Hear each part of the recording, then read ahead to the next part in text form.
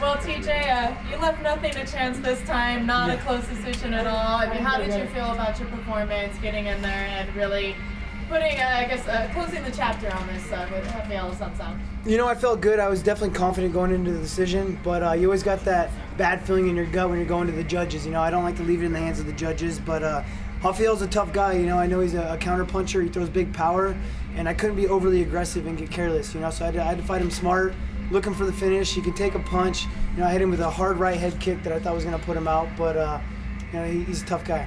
How many more fights or wins would you say would it take for you to get right back into fighting for a belt again? 0. I should have already fought for the title. I want my belt back. I feel like it's rightfully mine anyways. I feel like I won that fight, so I think I'm ready for it now.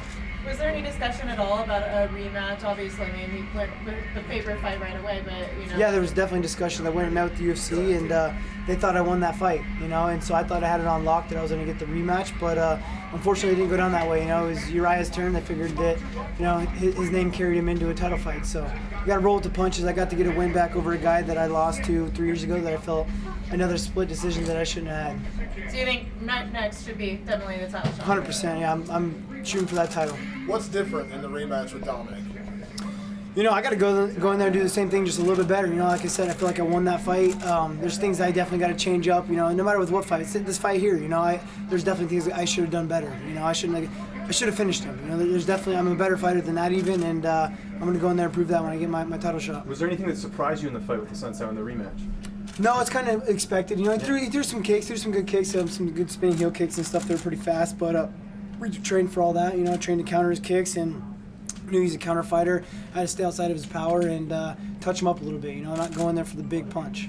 I know it was a little while ago, but what does it feel like to get revenge? It feels really good, man. It feels real good to get that win back that you felt you already had and kind of got robbed of. You know, so I'm going to continue to get them all back.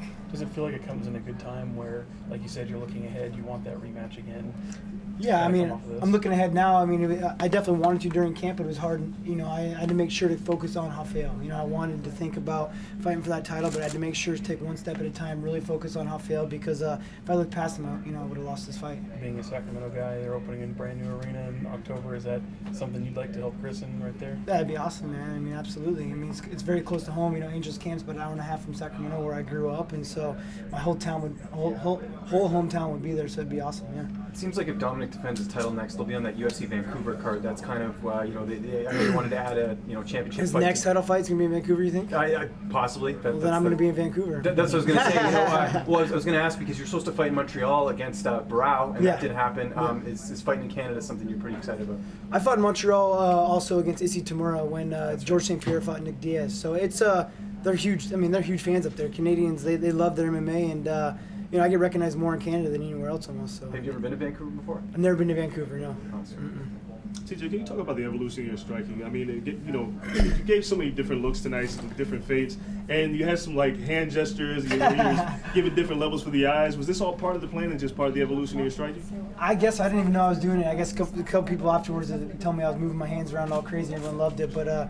That's just kind of getting him to watch the hands, I guess, and kind of getting him to react off it, kind of seeing his reactions off of my feints and seeing what he plans on doing. And you did have a little bit less footwork. You were planning a little bit more. Was that part of the plan? It's hard to move a ton against him because he's so flat-footed and he wants me to come in hard, you know. So I had to stay at a distance that was safe as well as technical. You know, I wanted to, like I said, pull outside of his power. If I move too much, it's going to be kind of gone, you know. So I wanted to be close enough that I can get out away from his power and then return back on my punches. And how much do you feel like your striking has evolved? Because, and do you feel like you've peaked yet? Because you've learned so much from Dwayne. It seems like every fight you're giving us something a little bit different. Oh, Dwayne's always coming up with new stuff, you know. So I have so much more to grow. I mean, I don't think I'm ever going to peak. You know, I mean, at least that's my plan. I don't want to ever peak because I want to continue to grow as a fighter.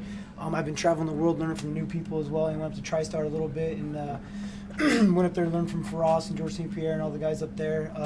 Muscle Farm's done everything they possibly can for us to have an awesome camp there. You know, I got Lisa Bowling as my wrestling coach, Elliot Marshall's my jiu-jitsu coach, you know, and I'm growing in all aspects, not just my striking. I got to get better everywhere, you know. Is there plans to go back to TriStar, you know, for your next fight? Yeah, I'd love to keep. I want to travel to all the great minds of MMA and continue to learn. You know, I mean, that's what's not going to hold you back. You know, you got to continue to learn new things. What's something that training at TriStar helped you in this fight in particular? If you could point to one thing. You know, just new looks with guys my size, and then also, you know, Faraz kind of helping with the mental aspect of things, and just kind of seeing some of the best in the world, how they work out as well. You know, I mean, you got to take a little bit from everywhere you go. I mean, everyone's got something to teach. I don't care if you're from the bottom of the totem pole to the top, you know? Was he much different this time fighting him? I don't know. I mean, he did what I expected, I guess. You know, I mean, he was fast and powerful and had some good takedown defense, you know, but kind of what I expected. To pitch that shutout, did that go about as expected? The shutout? Yeah. Yeah, I mean, I was hoping to knock him out. But, yeah, I mean, I knew that I could win every round, absolutely. When you threw that right, you got him the first time. The second one dropped him. Did you think that first one was going to get him too? And what was different in that second one where he went down? Oh, just the timing. You know, I kind of seen him winding up for his kicks, and the plan was to counter some kicks. He kind of loads up for big power kicks, and I was just kind of in the right place at the right time. Dominick's working tonight. Yeah. The Fox does. So send him a message. You know, he's listeting right now. What's the message you send to Dominick Cruz? I've already been saying, man, I'm coming back for what's rightfully mine. You know, he knows I won that fight. I won that fight. You know, it's funny. After my fight, I went and watched the BJPin.com, like behind the scenes, like the cornerman. You know, going in. After the fourth round, going into the fifth, his cornermen are telling him that I won the fight. He has to finish me, you know. And after the fight, he tells me, "Hey, man, I didn't do too bad," you know. Like, and his coaches are telling my coaches that I won that fight. So they all know that I won the fight, but they want to act like they're all champs afterwards, you know. But just don't run too much, dude. And I'm coming for you. TJ, this is probably going to be the last time that we'll see you on an undercard.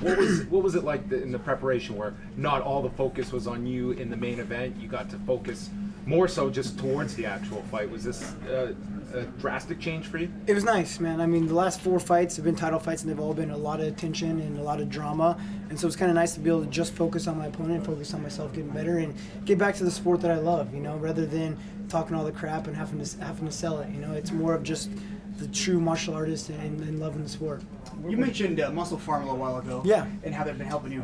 Considering what happened to John Jones, does it ever worry you about the supplements you take and what No, I have might be banned? Or? I have the utmost confidence in Muscle Farm, man. They not only just the supplements that they take, but I train at their facility. You know, I'm an in-house athlete. They sponsor all the UFC fighters that are inside their gym, and they've done wonders for us. So yeah, I got no concerns at all. And considering what happened with him, what do you think fighters are going to need to do so that this doesn't happen in the future? I don't know, man. I mean, take stuff you trust. I really don't know. I mean, I don't know the full story of it. I've been trying to stay out of it just because I've been focusing on my fight. I knew that they got in trouble with it, but I don't really know the details. In thinking of Dom, I mean, did you take much away from that Cruz Faber fight? Yeah, I kind of knew that's how the fight was going to go down. You know, I've obviously trained Faber for a long time, and fighting Cruz and watching him, I knew his footwork's going to be a little bit too much, a little too fast for him, and that's how the fight I expected to go down. What type of threat would he pose to you? Who? Dom. I don't know. I mean, he's a good fighter, man. He's got good timing. He's got awkward movement. He doesn't have he's not super technical. He doesn't keep his hands up when he's throwing. He's moving all crazy, but that's what is also good about him in his aspect. You know, he's got good movement and good timing. So it's something you got to kind of figure out. And now I have a little more tape on him to watch him since he hadn't fought in 3 years when I fought him the first time. Are you willing to wait for that title shot, or are you willing to fight somebody else in the interim? I want the title shot, man. I don't like not being called champ. You know what I mean? Like once you have that belt wrapped around your waist, you want it back. So if the opportunity presents itself, you take it. But obviously, if it doesn't, would you take another fight, or would you wait for Dominick Cruz? I don't know, man. I'm pushing for the belt. You know, I got to do whatever I can to get it. Cool. Thank you, guys. Thank Yep. you.